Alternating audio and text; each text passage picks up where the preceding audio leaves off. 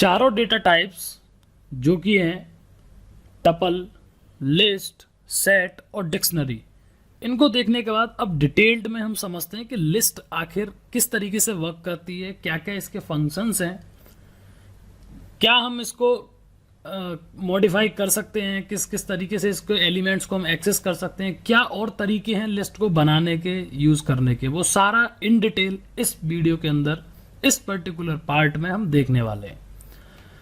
तो सबसे पहले मैंने एक लिस्ट यहाँ पर ली है जो कि है माई लिस्ट।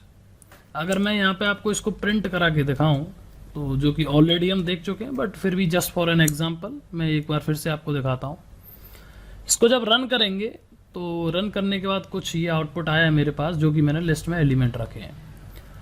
दूसरा तरीका क्या है, अगर मैं इस लिस्ट को ऐसे ना प्रेजेंट करके अगर मेरे को डायरेक्ट इस लिस्ट का फंक्शन यूज़ करके करना है तो मैं डायरेक्टली कैसे करूँगा, मैंने लिया माई लिस्ट, आपको लिखना इक्वल्स टू लिस्ट।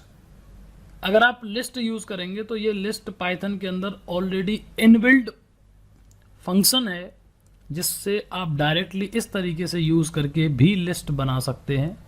आपको यहाँ एलिमेंट्स जो भी हम यूज़ करेंगे इस लिस्ट के अंदर, जो भी आइटम्स डालेंगे वो इस तरीके से यूज़ करने और इसको रन करा के देखते हैं। तब भी मेरे पास अभी यहाँ एक एरर है। एरर को समझते हैं कि आखिर ये एरर क्यों है, क्या हमने मिस्टेक करी। तो लिस्ट फंक्शन इस तरीके से डायरेक्टली हम यूज़ करते हैं अपनी, जब भी मेरे को, अगर मैं नहीं चाहता कि डायरेक्ट पैरेंथेसिस या स्क्वायर ब्रैकेट लगा के मैं लिस्ट को डिफाइन करूं, मैं लिस्ट बनाना चाहता हूं with the help of list function. तो यहाँ पे क्या करना है, एलिमेंट्स को लिए मेरे को एक और बार यहाँ पे ब्रैकेट लगाना पड़ेगा, स्मॉल ब्रैकेट्स। तो पहला जो ब्रैकेट है वो लिस्ट के फंक्शंस का है और दूसरे जो ब्रैकेट हैं वो एलिमेंट्स का है। जो एलिमेंट या फिर जो भी आइटम्स मुझे इस लिस्ट के अंदर डालने हैं वो भी एक और स्मॉल ब्रैकेट के अंदर पास करे जाते हैं। ये पाइथन की सिंटैक्स के अकॉर्डिंग है। तो यहाँ पे मेरे को फिर से इसको रन करना है और रन करने के बाद देखिए मेरे पास भी सेम आउटपुट है जो कि यहाँ में। तो ये दूसरा तरीका है लिस्ट को बनाने का, लिस्ट को रिप्रेजेंट करने का। अब हम देखते हैं कि कैसे वन बाई वन इस लिस्ट के जो आइटम्स है, फॉर एग्जाम्पल मैंने इसके अंदर 3 आइटम्स डाले हुए हैं, ए, बी और सी। अब मैं बी को एक्सेस करना चाहता हूँ, सिर्फ मैं नहीं चाहता कि मेरे पास आउटपुट में इस तरीके से लिस्ट प्रिंट होके आए। मैं चाहता हूँ कि ईजिली मेरे पास सिंपल फॉर्म में जैसे बी एज आउटपुट आए।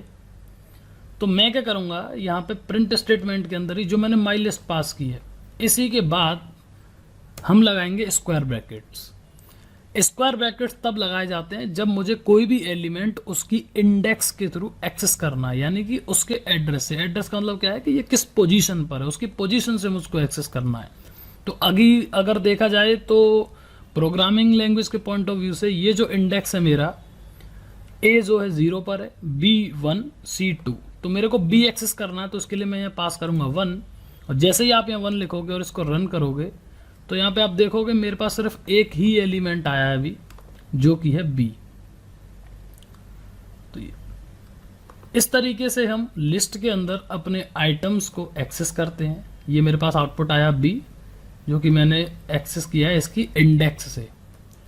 तो ये तरीका है अपनी लिस्ट के अंदर से आइटम्स जो भी आपने डाले हैं जितने भी हैं उसको with the help of their index, यानी उनकी इंडेक्स का यूज करके एक्सेस करना। सेम वे जो कि हमने देखा था कि किस तरीके से स्लाइसिंग हम करते हैं, स्लाइसिंग का कॉन्सेप्ट इसीलिए यूज किया गया था और ये एलिमेंट्स इसीलिए हमने बनाए थे, जो कि मैंने एक एग्जांपल लेके आपको स्लाइसिंग समझाई थी। तो स्लाइसिंग का कॉन्सेप्ट यहाँ यूज होता है। अगर आप -1 कर दोगे तब आउटपुट आएगा।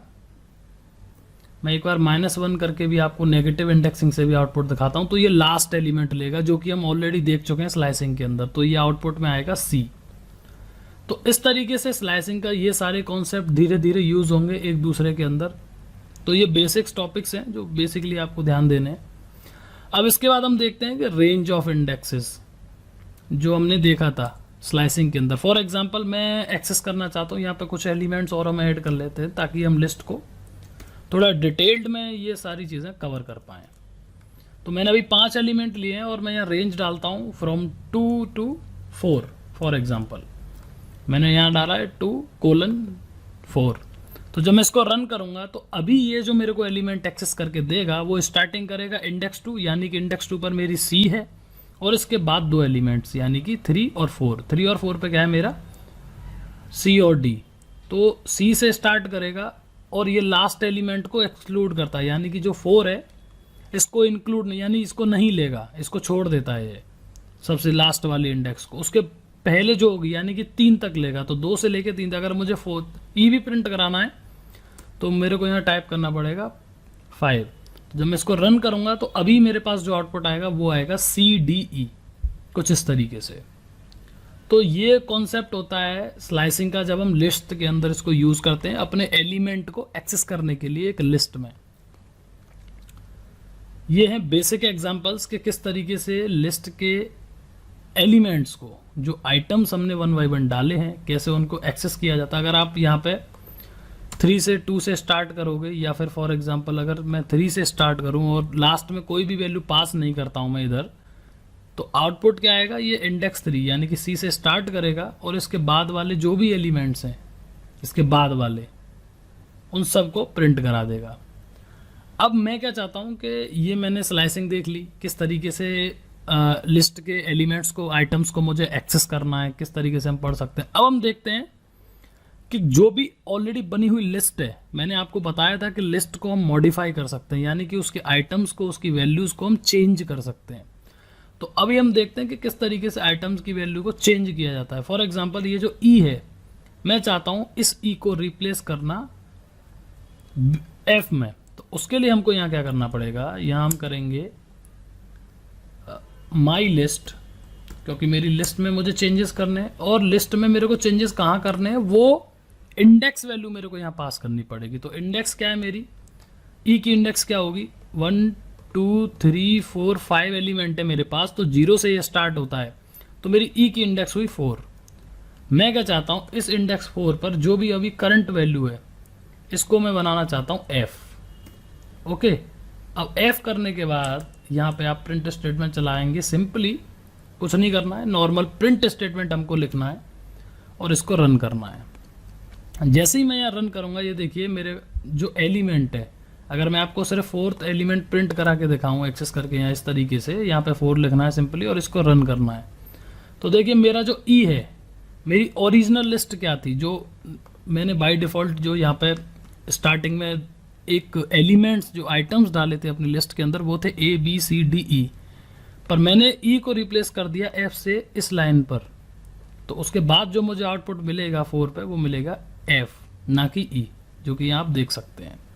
तो इस तरीके से उस पर्टिकुलर आइटम का इंडेक्स, जो का उसका एड्रेस है, जो कि उसकी पोजीशन है, आप उसको एक्सेस करके किसी भी एलिमेंट को मॉडिफाई यानी कि चेंज कर सकते हो। अगर आपको कोई रेंज चेंज करनी है तब भी हम रेंज को भी चेंज कर सकते हैं। रेंज किस तरीके से चेंज करी जाएगी, सिंपली आपको यहाँ पास करना है रेंज, फॉर एग्जांपल 2 to 4, और इसके बाद 2 एलिमेंट मेरे को यहाँ पास कर देने हैं। उसको पास करने के लिए फिर से यहाँ पे स्क्वायर ब्रैकेट आपको लगाना पड़ेगा, और इसके बाद मैं यहाँ पास कर दूंगा लेट से G। तो 2 आइटम मैंने डाले हैं, 2 को मैं रिप्लेस करना चाहता हूँ, और फिर से इसको, और इसी रेंज को हम प्रिंट करा के भी देखेंगे कि हमारे पास नई वैल्यू आ रही है या नहीं। मैं इसको रन किया, रन करने के बाद आप देखिए F और G मेरे पास आ गए हैं, जो कि मैंने यहाँ रिप्लेस करे हैं। अगर मैं इस लाइन को कमेंट आउट कर देता हूँ तब हम देखते हैं कि क्या आउटपुट आता है मेरे पास। तो अगर मैं इसको कोई भी चेंज नहीं करता इस लिस्ट के अंदर, तो 2 से लेके 4 तक रेंज पर जो भी वैल्यू मेरी आ रही है वो आ रही है C और D।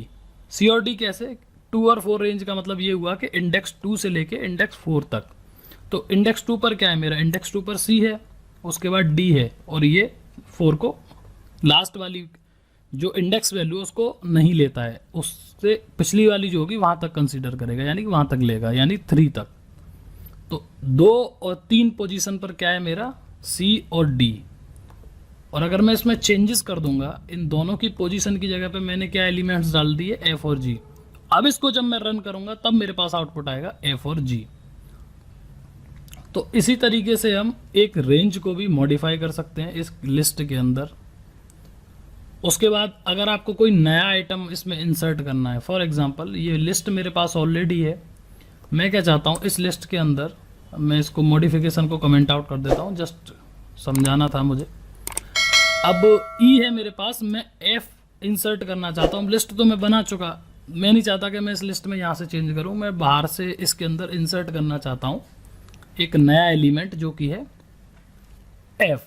तो वो कैसे करेंगे, या सिंपली लिखना माई लिस्ट। सबसे पहले अपनी लिस्ट को सेलेक्ट करना है, क्योंकि हमें जो भी चेंजेस करने हैं, जो भी कुछ मैं लिखना चाहता हूँ वो अपनी लिस्ट के अंदर लिखना चाहता हूँ। तो लिस्ट डॉट एक डायरेक्ट फंक्शन हम यहाँ यूज़ करेंगे इंसर्ट। तो जैसे ही मैं यहाँ इंसर्ट लिखूंगा, अब ये मेरे से पूछेगा कि इंसर्ट करने के बाद आप कहाँ इंसर्ट कराना चाहते हो। तो फॉर एग्जांपल मैं यहाँ लिख देता हूँ 5 कॉमा वैल्यू क्या है मेरी f। उसके बाद जब आप इस लिस्ट को प्रिंट कराएंगे पोजीशन डालने के बाद, तब देखते हैं कि क्या आउटपुट आता है।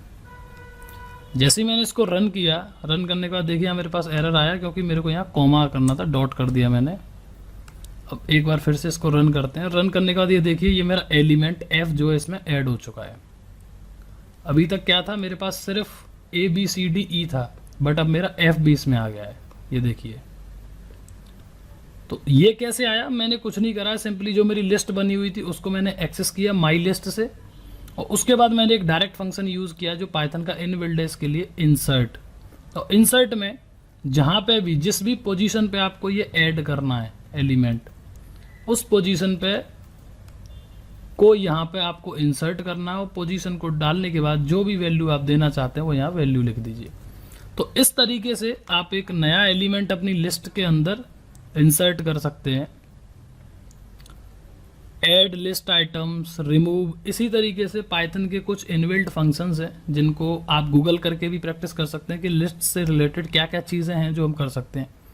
एक आता अपेंड। अपेंड में क्या होता है, आप एक ही के अंदर और आइटम्स को अपेंड यानी ऐड कर सकते हो। कुल मिला के फंक्शनलिटी उसकी इंसर्ट की जैसे ही है, जो काम इंसर्ट कर रहा है वही काम अपेंड करेगा। तो ये है पाइथन की लिस्ट, और किस तरीके से हम लिस्ट को मॉडिफाई कर सकते हैं, लिस्ट को चेंज कर सकते हैं। आगे जब हम इसमें लूपिंग करेंगे, जब लूप समझेंगे, लूप क्या होते हैं, इफ एल्स कंडीशन जब आएंगी, तो और भी मेथड्स हैं लिस्ट के जो कि हम कवर करने वाले हैं। If you like this video and the video content, please do subscribe to our YouTube channel so that you can get all the updates, all the future videos and the courses available on this channel. Thank you.